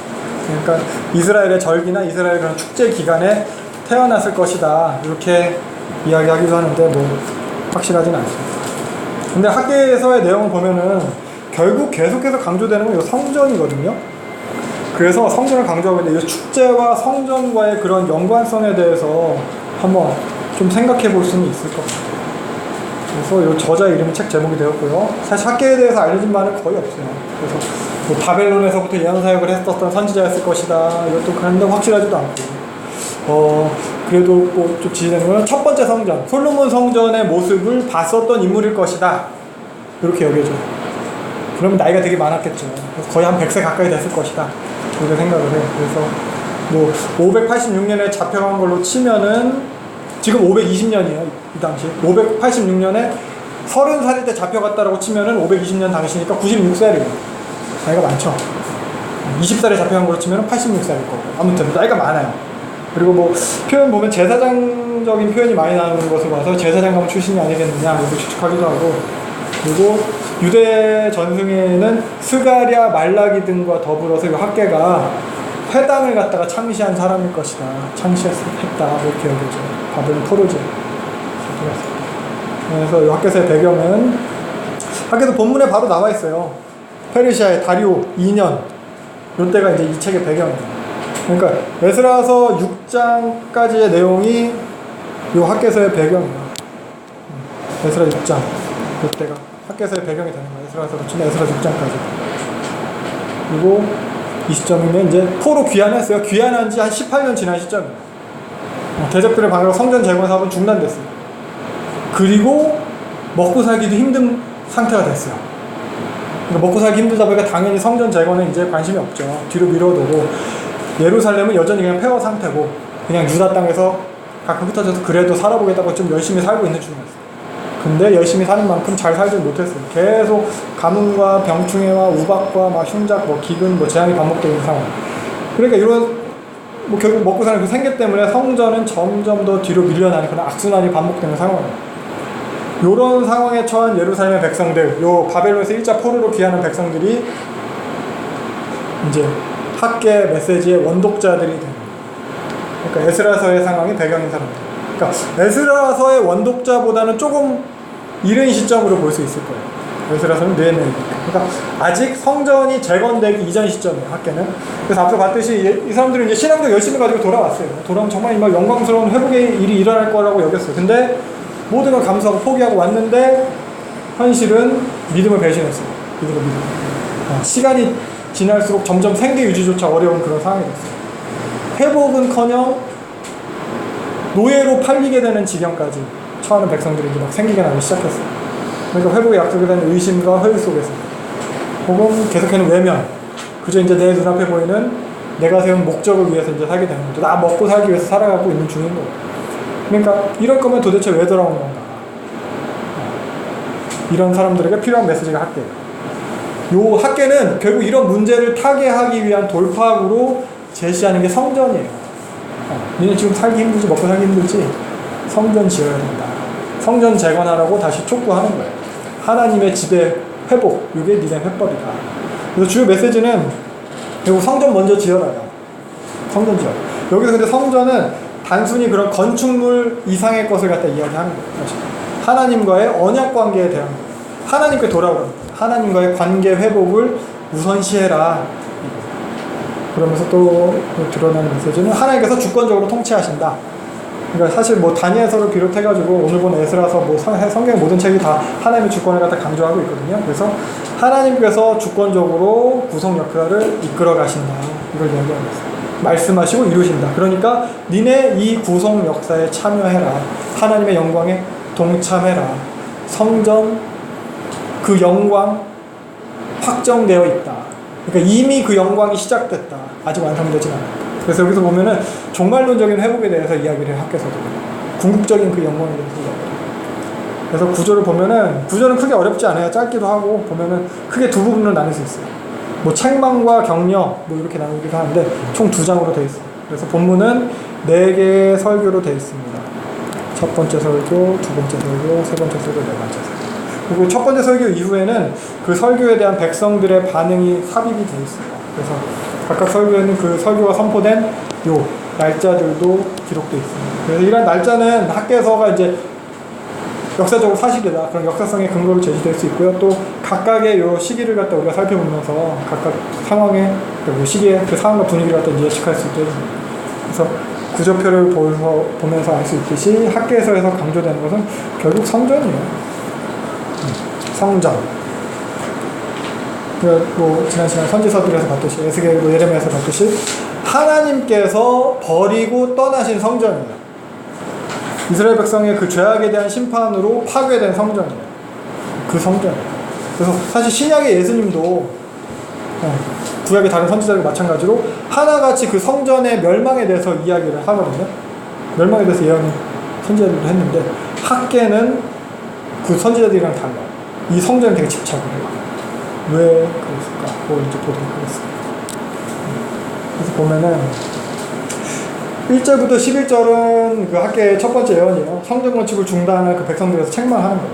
그래서 이 첫 설교는 일단 지도자들한테 선포했어요. 스룹바벨과 제사장 여호수아. 날짜는 다리오 2년 6월 1일이에요. 6월 1일. 다리오는 아까 요 고레스 다음 왕이죠. 요 왕이. 그 보면은 세 번째 왕이에요. 아까 얘기했듯이 고레스는 요 캄비세스의 아들이었어요. 그리고 고레스의 아들 캄비세스 2세는 이집트 원정에서 돌아오는 길에 죽어요. 이집트 원정 갔다가 본국에서 뭐 가우마타가 이제 반란 일으켜서 그 반란 진압하려고 돌아오는 길에 죽고, 결국 그 가우마타의 반란을 진압하고 왕이 된 사람이 요 다리오예요. 다리오는 뭐 그 당시 페르시아의 장군 중에 하나였고, 다리오도 왕족이긴 했어요. 뭐 고레스의 직계는 아니지만. 고레스 아버지 요 캄비세스 1세의 형제 중에서 아리아라는 사람이 있었어요. 아리아라는 사람이 있었고, 그 아들이 아무개가 있었고, 그 아들인 히스타페스가 있었는데, 이 스타페스의 아들이 다리오. 그러니까 직계 혈통은 아닌데 그래도 왕족이긴 왕족이에요. 다음부터 다리오가 즉위를 했어요. 이제 다리오가 즉위하자마자 제국 곳곳에서 반란이 일어나요. 즉위하고 초기 1년 동안 19차례 전쟁을 치러요. 19차례 전쟁을 치르면서 9명의 왕을 사로잡아요. 그러니까 물론 반란은 성공적으로 제압하고 나중에 뭐 제국을 갖다 더 안정적으로 다스리게 됐는데 일단 초반에는 그렇게 막 정통성이 없으니까 왕족이 아니니까 그런 게막 직계가 아니고 그런 막 반란이 나요. 결국 나중에는 안정적으로 다스리게 돼요. 그래서 대왕이라고 불릴 수 있는 만큼 되게 유능한 왕이었어요. 다리오 때 페르시아 영토가 사실 가장 넓었어요. 이게 이때 다리오 때 페르시아 영토거든요. 바벨론 메대보다 훨씬 넓어요. 근데 여전히 다리오한테 있어서 걸리는 부분은 정통성에 대한 부분이에요. 고레스의 직계가 아니다. 고레스를 계승하는 것이 아니다. 그래서 아무튼 요 다리오가 즉위한 지 2년이 지난 시점, 제국의 반란들을 이제 막 진압한 그런 시점, 겉으로 이제 안정을 찾은 것 같아요. 근데 여전히 정통성에 대한 명분은 부족하고 약간 좀 불안할 수 있는 그런 시점입니다. 실력으로 인정받을 수도 있겠지만 뭐 다른 정통성을 가진 방법을 다리오도 막 찾고 있었을 거예요. 이 다리오의 시대가 학계의 배경이에요. 그러니까 제국 곳곳에 반란이 막 일어났잖아요. 제국 자체가 불안해지는 거잖아요. 어쩌면 이러한 불안한 정세는 학계 사역에 더 힘을 실어줬을 거예요. 드디어 제국이 무너지고 하나님 나라가 세워질 시기가 됐나 보다. 어떻게 이런 오해 아닌 오해 그런 거. 그래서 학계가 이때 등장해서 예언을 하게 되는 거예요. 날짜가 6월 1일. 매달 초하루는 이스라엘 백성들이 절기로 지키죠. 월삭일. 그러니까 성전은 없어도 아까 에스라서에서 봤듯이 그 터에 제단을 세웠으니까 그곳으로 모이는 거예요. 제사와 절기를 지키려고. 그래서 이 월삭을 지키러 아마 제단으로 사람들이 많이 모였을 거예요. 요때 특히 이제 귀하는 백성의 지도자인 스룹바벨 그리고 대제사장 여호수아 당연히 왔겠죠. 지도자니까 절기 지키는 이 행사에 참여하는 거예요. 월삭 행사에. 그리고 학계도 그 자리에 있는 거예요. 그리고 총독 스룹바벨과 여호수아한테 하나님 말씀을 전하는 거예요. 먼저 얘기하는 게 이제 계속해서 백성들이 이제 건축을 갖다 뒤로 미루는 분위기에 대해서 이제 언급을 하죠. 이전 아직은 때가 아니다. 얘네들이 이런 식으로 말하면서 건축은 하지 않고 있다. 성전 안 지키고 때가 아니다. 이거를 어디다 써놨는데 내가 써놓고도 모르겠어. 질문하고 학계는 실천적인 인물이고 스가랴는 이상의 인물인데 학계는 6월에 예언을 시작했고 네. 스가랴는 8월에 예언을 맞아요. 시작했는데 2달 정도가 겹쳐요. 네, 학계는 11월에 예언이 없고 스가랴는 11월에 예언이 있다. 맞아요. 근데 이 11월이 뭔지를 날짜 6, 7, 8, 9, 10, 11, 12 이거예요. 21월. 근데 그 11월이 무슨 의미가 있길래 11월에 예언이 있고 없고 이걸 내가 여기다 써놨는지 글쎄요 모르겠네요. 그죠? 아무튼 학계는 뭐 총 사역한 기간 한 4달 반 정도만 사역을 했고 스가랴랑 한 2달 정도 겹쳐요. 근데 이 11월이 무슨 의미가 있는 건지 혹시 나중에 이렇게 써 있으니까 나중에 스가랴서 하면서 혹시 제가 찾아보도록 하겠습니다. 아무튼 아직은 때가 안 됐다. 그러니까 우리는 건축 안 해도 된다. 백성들이 이러고 있는 거야. 백성들이 왜 이런 핑계를 댔을까? 아까 말했듯이 먹고 사는 게 먼저 바쁜 거예요. 계속 흉년 들고 세금을 내야 되긴 하는데 나는 뭐 먹고 살아? 이러다가 이제 막 빚 때문에 팔려가게 생기고 진짜 팔려가는 사람들도 생기고 그러다 보니까 이제 아직 때가 안 됐어. 그리고 상황이 계속 열리지 않는 거죠. 대적들은 계속해서 뇌물을 주고 모함해서 성전 건축을 방해하고 레바논에서 백향목도 들어야 되는데 그것도 방해가 돼서 못 들여오고 있고 성전을 갖다 뭐 이런 걸로 어떻게 건축해 하면서 아직은 때가 아닌가 보다. 그러니까 어떻게 보면 이제 울고 싶은데 뺨 때려줬다는 식으로 차라리 잘 됐다 이런 거. 하려고 했는데 우리 어쩔 수 없이 못하는 거야. 이게 되는 거야. 안 하는 게 아니다. 못하는 거야. 아직은 때가 안 됐거든. 이런 식의 분위기가 만연해 있는 거예요. 이 사람들. 어떻게 보면 우리도 그런 거 많죠. 고3은 수련회 갈 때가 아니죠. 고3은 교회 갈 때가 아니죠. 그것도 아니지. 고시생은 뭐 성경이나 들여다보고 그럴 때가 아니죠. 그런 것처럼. 그러니까 시중에 이런 분위기가 만연해 있는 거예요. 넌 나 지금 공부할 때야. 네가 무슨 교회야. 뭐 이런 것처럼. 이에 대해서 하나님 말씀하시는 거예요. 4절. 니네가 성전에 대해서 그딴 식으로 하면서 니네는 판박한 집에 사는 것이 옳으냐. 판박한 집이라는 것은 온전한 제대로 된 이런 뜻이에요. 제대로 된 모양의 집. 성전은 형편없는데 니네는 제대로 된 집에 사냐? 혹은 판박하니 사치품으로 치장된 이렇게 뜻한 것도 뜻하기도 한데. 그러니까 성전은 적군인데 니네 살 궁리만 하는 게 맞냐? 니네 스스로 돌아보고 5절 니네가 잘하는 건지 살펴봐라. 6절. 니네가 그따위로 하니까 지금 그 꼴로 사는 거다. 이렇게 얘기하고 있어요. 니들 노력과 수고가 다 헛되이 돌아가고 있다. 이번 시험에 니네 떨어졌지? 다음에 또 떨어질 거야. 이렇게 얘기하는 거예요.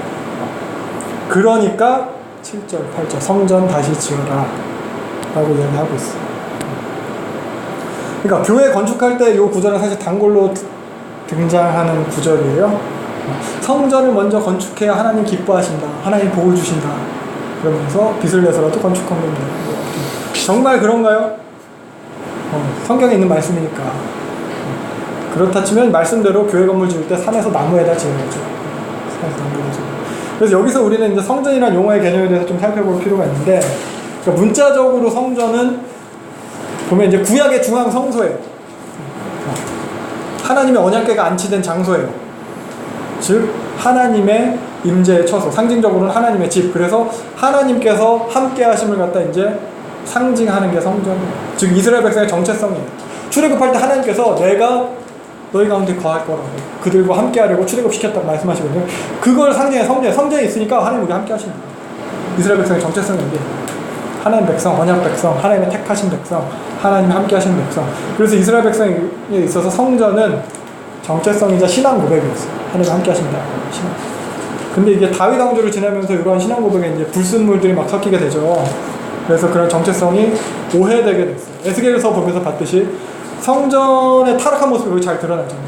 나를 위한 도구로 전락했어요. 나의 절대성을 보장해 주기 위한 그런 부적과 같은 존재로 성전이 전락했어요. 그렇게 이제 하나님의 백성이라는 정체성도 오염이 됐고, 그래서 하나님께서 이러한 그들의 잘못된 신앙을 깨뜨리신 거죠. 그게 성전이 파괴된 거예요. 성전이 멸망된 거예요. 다윗 왕조의 멸망을 우리가 그래서 성전의 멸망을 열왕기서를 통해서 봤어요. 그리고 여기서 학개가 다시 성전을 세우라고 했을 때 단순한 그런 건축, 그 건물만을 갖다 이야기하는 게 아니죠. 하나님이 깨뜨린 그들의 그런 잘못된 신앙 정체성에 대해서 다시 올바로 세우라. 하나님의 백성으로서 올바른 정체성을 먼저 세워라. 하나님에 대한 올바른 신앙 고백이 우선시되어야 한다. 요거예요. 하나님과 올바른 관계가 먼저다. 그 당시 백성들 측면에서 보면 이런 물리적인 성전 건축은 이런 의미까지도 다 내포하고 있다. 그래서 사실 이 구절을 근거로 교회 건물 건축을 부추기는 것은 별로 올바르지 않습니다. 사실 예배당 건축을 성전 건축이라고 부르는 것 자체가 잘못된 거예요. 예수님의 초림 그리고 오순절 사건 이후로 어떤 건물에 대해서 성전이라고 부를 수가 없어요. 사실 성전 왜냐면 교회도 건물이 아니잖아요. 교회 성전도 건물. 교회는 에클레시아 모임이잖아요. 신앙고백, 그리스도에 대한 신앙고백이 있는 사람들의 모임이 교회이듯이 이 모임이 교회이고 우리가 성전이라고 에베소서에서 말하고 있어요. 우리가 성전으로 지어져 간다. 성령이 거하시는 전이라고 고린도서에서 얘기하는 거죠. 우리가 교회이고 우리가 성전인데, 성전 건축이라고 하는 것은 사실 예수님의 성육신 사건과 오순절 성령 강림 사건을 모독하는 거예요. 사실 그런 표현 자체. 성전은 없어요. 건물로서의 성전은 더 이상 없어요. 예수님께서 그걸 다 없애시고 완성하셨거든요. 다시 그래서 본문을 보면은 아무튼 여기 학계는 성전 건축에 대해서 명령을 하고 있어요. 근데 보면은 8절 금과 은, 백향목, 대리석 이런 걸로 갖다 지어라 뭐 이렇게 얘기하고 있잖아요. 산에서 나무를 가져다가 이렇게 표현하고 있어요. 근데 아까 에스라서 잠깐 봤듯이 처음에 모인 예물이 한 600억 정도예요. 되게 꽤 엄청난 금액이 모였어요. 근데 그걸 요구하는 게 아니에요. 값비싸고 물론 지금 와서 다 어디 가는지 모르지만 다 어디 워크에서 써는지 어쩐지 모르지만 그런 값비싸고 화려함을 갖다 요구하는 게 아니에요. 화려하지 않더라도 내 형편, 우리 형편에 맞게 할 수 있는 대로 하는 거예요. 그것으로 하나님께서 기뻐하시고 영광 받으신다는 거예요. 그러니까 성전이 신앙 고백과 정체성이라는 측면에서 봤을 때 우리의 신앙 고백과 정체성에 있어서 정체성을 세우고 신앙 고백을 하는 데 있어서 엄청난 결단이나 헌신을 갖다 요구하는 게 아니에요. 이 정도 헌신 안 할 거면 말 꺼내지도 마라. 이게 아니에요. 중요한 건 내 삶의 수준 안에서의 신앙 고백인 거죠. 그러나 그 하나님을 우선순위 안에 두라는 거예요. 그것으로서 하나님께서 기뻐하시고 영광 받으신다는 거예요. 모두 하고 헌금은 이만큼 정도 해야지 이런 게 아니에요. 그래서 아니 뭐 선교사로 헌신하고 어디 나가고 뭐 하고 이런 게 아니에요. 갑자기 살아났어요. 그래서 보면 6절의 책망을 갖다가 그래서 여기 하나님께서 하나님을 떠나서 다른 것을 너희들이 아무리 추구해봤자 공허하고 헛되어서 만족이 없다. 6절은 이런 식으로 또 설명을 하기도 합니다. 결국 너네가 먼저 우선시해야 될 것은 하나님이다. 그래서 9절 보면은 근데 그럼에도 니네가 하나님께 돌아오지 않으니까 돌이키지 않으니까 9절부터 11절 보면은 니들이 원하는 대로 되는 일 하나도 없는 거다. 하나님께서 내가 그걸 못 봐준다. 그럼 왜? 내 집은 엉망진창인데 즉 나와의 관계는 엉망진창인데 니네는 자기 욕심만 챙기기에 급급하고 있으니까 그래서 가뭄과 한파로 기근이 오게 된 거다. 이런 개념은 신명기적인 그런 복과 저주를 갖다 반영하고 있어요. 신명기 28장에 나온 거 하나님 언약을 잘 지키면 축복을 받고 언약을 어기면 저주를 받는다. 레위기 26장에 나온 거 그것을 근거하고 있는 거예요. 아무튼 학계가 이런 얘기를 했어요. 당시로서 별로 듣기 좋은 소리는 아니죠. 당연하죠. 그리고 시기가 6월 1일이에요. 그러니까 초막절이 7월 1일이에요. 초막절을 수장절이라고도 불러요. 추수를 마치고 곡간에 거두어 들여서 수장절이에요. 6월 1일은 뭐냐면 한창 이제 추수가 시작돼야 되는 거예요. 본격적으로 수확을 하는 그런 기간이에요. 그러니까 그 가을 거지를 맞이해서 나름 기원하는 마음으로 6월 1일에 월삭을 지키러 제단 앞에 모였을 거예요. 그런 마음으로 모였을 그들에게 학계가 이런 설교하는 거예요. 되는 일 하나도 없는 그런 성도가 그래도 뭔가 큰일 앞두고 기도하려고 교회에 왔는데 네가 그따위로서 이꼴인 거야 라고 설교하는 거예요. 그것도 이 설교의 대상을 보면은 당시의 지도자들, 총독과 제사장들. 어떻게 보면 참 이런 얘기하는 게 쉬운 건 아니죠. 대놓고 어떻게 못하죠. 학계가 나이가 많으니까 한 100살 정도 되면은 이렇게 막 호통치면서 할 수 있을지도 모르겠어요. 뭐 나이가 많아 치매가 왔던지. 이렇게 했더니 12절 그럼 반응이 그래도 스룹바벨과 여호사를 좀 잘 새겨 들은 것 같아요. 백성들 모두가 그 학계의 말을 들었대요. 어떻게 보면 그들도 이제 나름 마음 한켠에 계속 부담을 가지고 있었을 거예요. 그러던 차에 학계가 그걸 건드리니까 반응을 하게 되는 거죠. 그래서 요 12절 이하의 상황은 11절까지의 설교랑 이제 시간상의 간격이 있어요. 15절에서 이야기하고 있듯이 6월 24일이에요. 그러니까 학계의 첫 번째 설교가 6월 1일이었죠. 그 3주 정도 지난 시점. 그러니까 이미 뭐 학계 설교를 들은 스룹바벨과 여호수아가 백성들을 좀 더 설득했을지도 모르고 막 논쟁이 많이 있었을지도 모르고 그 이후에 백성들이 다시 모였을 때 학계가 다시 하나님의 말씀을 전하는 거죠. 13절 하나님께서 너희와 함께 하신다 이렇게 말씀하셔요. 임마누엘이죠. 그리고 여호와 샴마. 그러니까 언약 백성으로서 그런 다시 회복되어지는 표현이에요. 하나님과의 관계 회복. 그러니까 아까 말했듯이 언약궤도 없어요. 우림과 둠밈도 없어요. 하나님이 함께 하신다는 건 상징적인 어떤 그런 것 없는 그런 우리에 대해서 하나님께서 함께 하신다. 아무런 실질적 근거가 없는 우리임에도 불구하고 하나님께서 함께 하신다고 학계를 통해서 말씀하시는 거예요. 이에 14절 15절 백성들의 마음이 이제 감동되어서 하나님의 전의 공사를 다시 시작하는 거예요. 성전 공사가 멈춰선 지 16년 만에 하나님께서 학계를 통해서 이 백성들을 다시 깨우시는 거죠.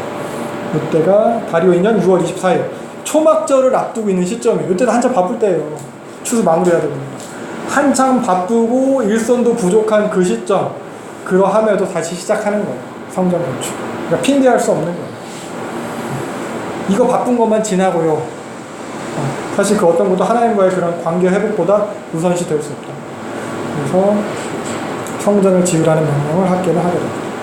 성전을 다시 지으라는 명령. 그러니까 에스겔 사함에서 봤듯이 하나님께서 도저히 못 견뎌서 떠나시고 하나님께서 그래서 파괴하신 성전이에요. 하나님이 떠나시고 하나님 파괴. 근데 하나님이 그 성전을 다시 지으라고 하세요. 이건 단순히 니네 이래야지 복받아 복줄 테니까 지어 요게 아니고 다시 회복되는 하나님과의 관계를 의미하는 거예요. 심판에서 회복으로의 전환. 그러니까 하나님 편에서 다시 백성들에게 기회를 주시는 거예요. 그 성전 다시 지어. 그래서 다시 성전 공사가 시작됐습니다. 그러면 이제는 순탄하게 잘 진행되었을까? 대적들의 방해는 없었을까? 혹은 다시 또 회의감에 빠지진 않았을까? 여기 너무 초라하고 하니까 이런 성전 지어서 뭐하나? 바벨론에서 보던 거에 비하면 형편없다. 그리고 여전히 농사는 계속 흉년 중인데 이런 백성들한테 일절 그럼 다시 학계가 등장을 하는 거죠. 7월 21일이에요. 초막절 다 끝나갈 때, 초막절이 7월 22일에 끝나요. 1일. 그러니까 명절 축제 다 끝나가는 시기. 이제는 곧 우기가 시작돼요. 가을 추수가 이제 다 마무리되는 시점이에요. 추수 끝나고 보니까 이제 별로 수확한 것도 없고, 수장절인데 곳간에 드려야 되는데 곳간에 드릴 수확물도 없고, 어떻게 보면 축제 같지 않은 초라한 명절을 보냈을 거예요. 다시 짓고 있는 성전도 별로 보잘것없고, 이런 회의적인 분위기가 돌고 있을 때, 분위기가 침체됐을 때, 과거의 영광도 이때 이들에 대해 이야기하는 3장. 니네들이 생각하는 그런 거, 너무 이제 생각했던 그런 것보다 너무 초라해 보이지만, 그러나 용기를 내라. 두려워 마라. 그러니까 백성의 지도자 스룹바벨에 대해서, 요 대제사장 여호수아에 대해서, 그리고 모든 백성에 대해서 계속 강조해, 반복해서 격려하고 있어요. 스스로 굳세게 해라. 왜?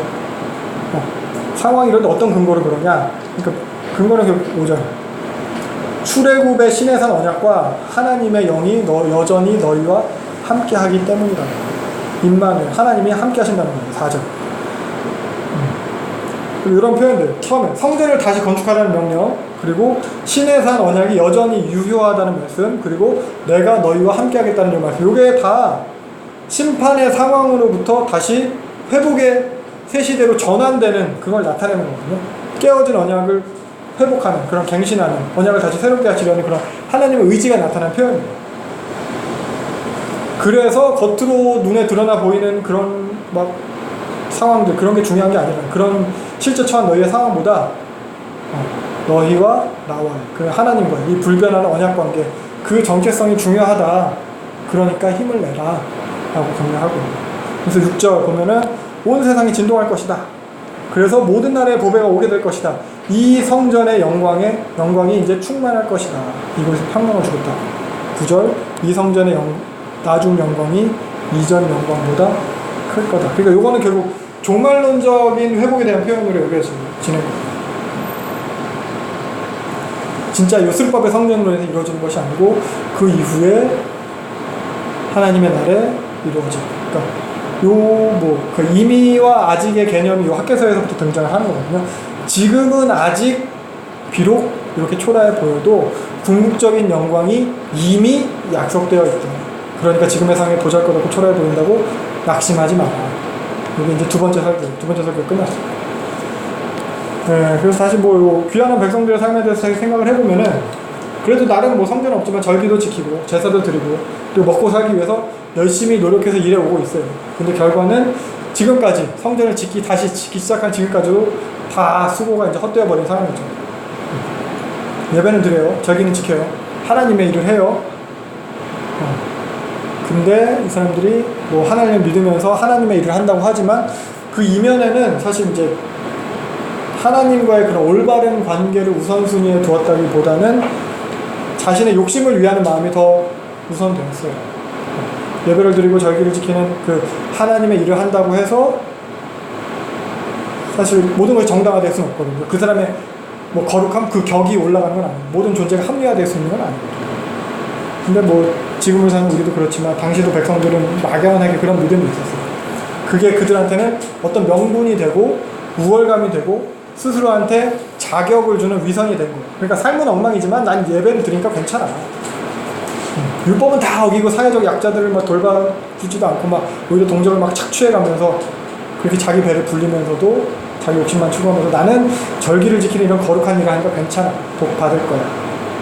여전히 그들에게는 어떻게 보면 일장에서 그런 책망당했던 그런 모습들이 있는 거예요. 그래서 이제 세 번째 설교는 1장에서 책망하면서 했던 상황에 대한 그런 부연 설명격인 메시지가 이어집니다. 10절에서 보면 다시 이제 학계가 등장을 해요.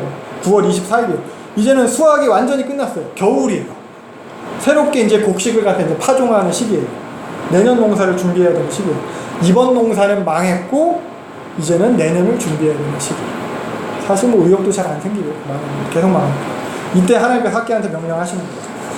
특히 제사장한테 가서 물어봐라. 문답 형식으로 메시지를 전하거든요. 11절 보면은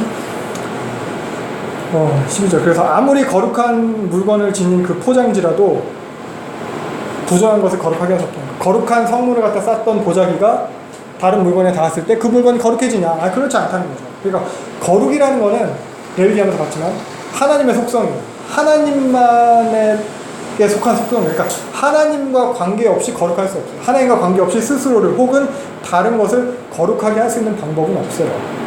그 성물이 하나님과 관계되는 것이었기 때문에 거룩했던 거지, 그걸 쌌다고 해서 보자기가 거룩해진다거나 그걸 갖다 다른 거에 대해서는 거룩해질 수 없다는 거예요. 그리고 또 부정한 것에 대한 얘기죠. 이미 부정한 사람은 그가 다른 어떤 것을 갖다 만져도 부정해진다는 거예요. 그게 민수기에 나타난 거죠. 민수기, 그래서 민수기 19장 22절 보면 부정한 자가 만진 것은 무엇이든지 부정할 것이니 그걸 만지면 전에까지 부정한다. 그래서 정결례를 갖다 행해야 돼요. 요거, 그러니까 니네들 성전 재건을 마무리하지도 않으면서 하나님과 함께함에 대해서는 막 그냥 내팽개쳐 놓고, 하나님과 관계없는, 그러니까 하나님과 관계없는 니네가 다른 어떤 것을 해도 부정하다는 거예요. 혹은 또 여기 니네 가운데 있는 짓대가 그렇게 내팽개쳐진 그 성전을 부정한 것으로, 시체로 비유해서 표현하는 거예요. 니네 가운데 그렇게 부정한 것이 있기 때문에 이미 너희들이 부정한데 그 부정한 너희가 아무리 거룩한 일을 한다고 해도 그 일이 거룩하겠느냐, 14절 그래서 마음이 중심이 하나님한테도 있지도 않고, 그래서 자기 먹고 사는 일에만 그렇게 급급해 있는데, 그러한 채로 드리는 예배와 절기와 제사가 다 부정하다는 거예요. 예배와 절기와 제사 다 지들 먹고 사는데 그런 복받기 위한 목적이지, 그럼 하나님과의 관계는 뒷전이다는 거예요.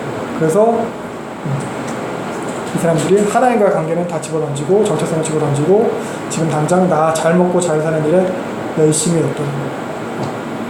15절 보면은, 그래서 그러면 이미 성전 건축이 시작한 시점이에요. 성전 건축이 시작되지 않았던 때를 기억해봐라. 그때까지는 니네 진짜 되는 일 하나도 없었다. 노력해봤자 다 헛수고했지 않냐. 그게 다 니네들이 돌이키지 않아서 그런 거다. 니네들이 부정한 채로 행한 모든 일이 다 부정한 것이기 때문에 그랬던 거다. 그래서 17절, 즉 니네들이 하나님께 돌아오지 않아서 그랬던 거다. 그러나 오늘부터는 내가 복을 주겠다. 19절. 그러니까 새 성전을 통해서 이제부터는 축복을 약속하시는 거예요. 이제 다시, 이제 곡식 뿌릴 시기라고 했잖아요. 다시 새로운 농사를 준비해야 될 거라고 했잖아요. 새로 준비하는 농사부터는 잘 될 거다. 그러니까 걱정 말고 곡식 종자 파종해라. 이렇게 말씀하시는. 이게 뭐예요? 1장에서 언급된, 첫 번째 설교에서 언급된 그런 상황에 대해서 역전이에요.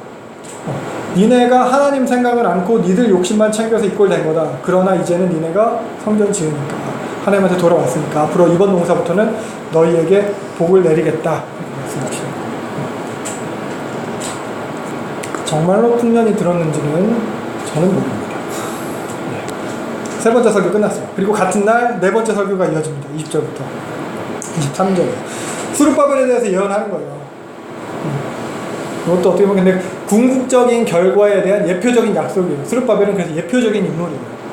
21절 보면은 내가 천지개벽의 일을 시행할 거다. 모든 권세와 보좌가 뒤집어지고 역전될 거다. 그날에 너 스룹바벨은 내 인장 반지가 될 것이다. 인장 반지는 뭐 옥쇠에 해당하는 거예요. 그러니까 능력과 권세를 상징하는 거예요. 스룹바벨 네가 나의 영광, 나의 능력, 나의 권세, 그런 대행자가 될 거다. 그런 권세가 될 거다라는 거예요. 이것은 사실 그냥 뭐 다윗 언약의 회복으로 볼 수 있어요. 예레미야서에 보면은 다윗의 후손이죠. 그 당시에 여호야김의 아들 고니야, 여호야긴을 말해요.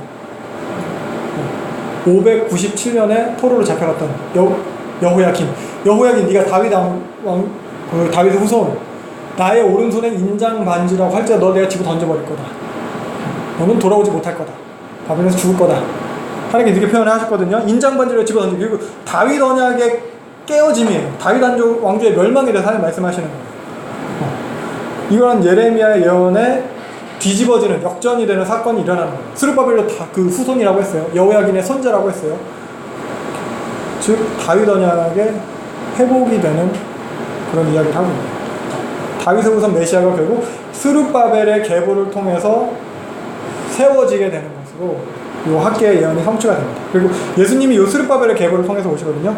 마태복음도 보면은 바벨론 잡혀간 후 고니야, 여호야긴이에요. 스왈디아는 스룹바벨을 낳고, 스룹바벨은 쭉쭉쭉쭉, 그래서 예수님까지 이어지게 돼요. 그러니까 여기서 학계서에서 얘기하는 요런 스룹바벨, 예표적인 스룹바벨도, 그리고 성전, 스룹바벨 성전도 모두 예수 그리스도의 모형이에요. 미래에 있을 예수 그리스도에 대한 현재적인 성취를 이야기하는 현재적인 보증이라는 거예요. 스룹바벨과 성전이 보증이 된다는 거예요. 예수님을 통해서 완성될 그 영광에 대해서. 그래서 성전에 대한 영광도 그 예언도 마찬가지로 성전 대신 예수님을 통해서 궁극적으로 성취되어지는 거고요. 이러한 영광이 이미 시작됐다고 학계는 이야기하는 거예요. 그러니까 성전 재건을 통해서 이 영광에 동참해라. 궁극적인 영광은 보장되어 있다. 그래서 그들은 학계의 말을 듣고 성전 건축을 재개하게 되는 거죠. 그래서 이후에 있을 한 400년, 500년 이후에 있을 그 그리스도를 통해서 예수님을 통해 성취되는 그 영광에 500년 전에 이미 동참하게 되는 거예요. 아직 실현되진 않았어요. 근데 이미 시작된 그 영광을 현재적으로 동참하는 거예요. 그러니까 이게 뭐를 통해서? 하나님과의 관계를 올바로 하는 것을 통해서, 우선시하는 것을 통해서, 하나님과 함께하는 것을 통해서, 하나님 백성의 정체성, 그러한 신앙 고백적 삶을 현재적으로 살아내는 것을 통해서 현재적으로 구현된 하나님 나라를 살아가게 되는 겁니다. 그 하나님 나라의 영광에 참여하게 된다는 것입니다. 그래서 보면은 정리를 하면은 여기 요 성전은 당시 유대인들에게 있어서 정체성과 같은 거였어요. 하나님과 함께함, 하나님의 백성, 이런 정체성이죠. 함께함과 백성이라는 정체성을 갖다 이야기하는 거예요. 그리고 이런 하나님과 언약에 대한 신앙 고백이죠. 신앙 고백. 근데 이것보다 이제 먹고 사는 게 우선시 됐던 거예요.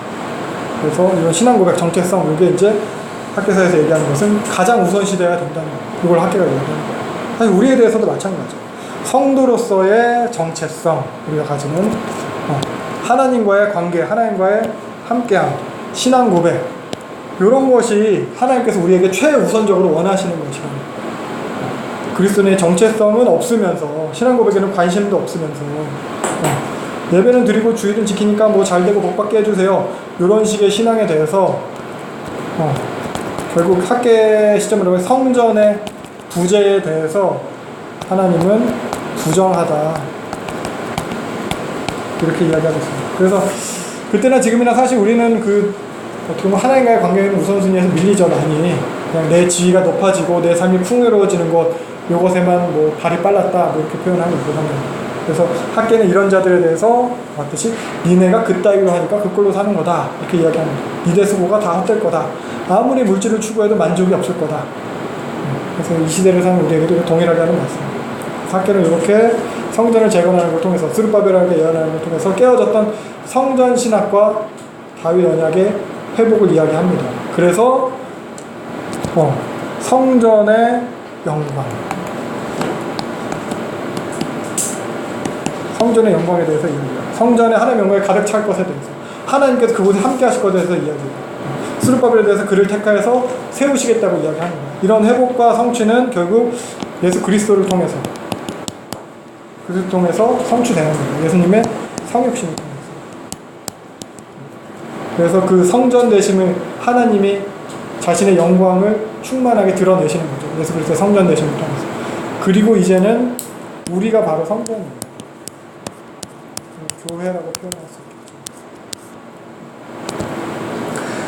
그래서 우리가 성전으로 지어져 가는 것을 통해서 하나님께서 영광 받으시고 우리 가운데 충만하게 영광을 나타내신다. 그래서 성전을 먼저 세우라는 이런 학계의 명령, 그래서 우리도 우리 자신을 성전으로 다시 세워가는 것을 통해서 하나님의 영광에 참여하게 되는 거죠. 하나님께 영광 돌리는 것, 잘되고 출세하고 원하는 기도 제목이 다 이루어지는 게 하나님의 영광이 아니에요. 시상식에서 대상 이런 거 타고 이 영광을 하나님께 돌립니다라고 해서 그렇게 하는 게 영광이 아니에요. 하나님과 함께함, 우리의 신앙 고백, 그 정체성을 먼저 세워야 되겠다는 거죠. 내가 거룩한 성전으로 세워져 가야 돼요. 이것을 통해서 하나님 영광 받으시고 또 우리를 그분의 영광으로 채우겠다고 하십니다. 요게 이제 학개서를 통해서 우리가 볼 수 있는 메시지인 것 같아요. 이 정도로 학개설을 마무리합니다. 네. 따로 질문 없으시면 자, 기도하고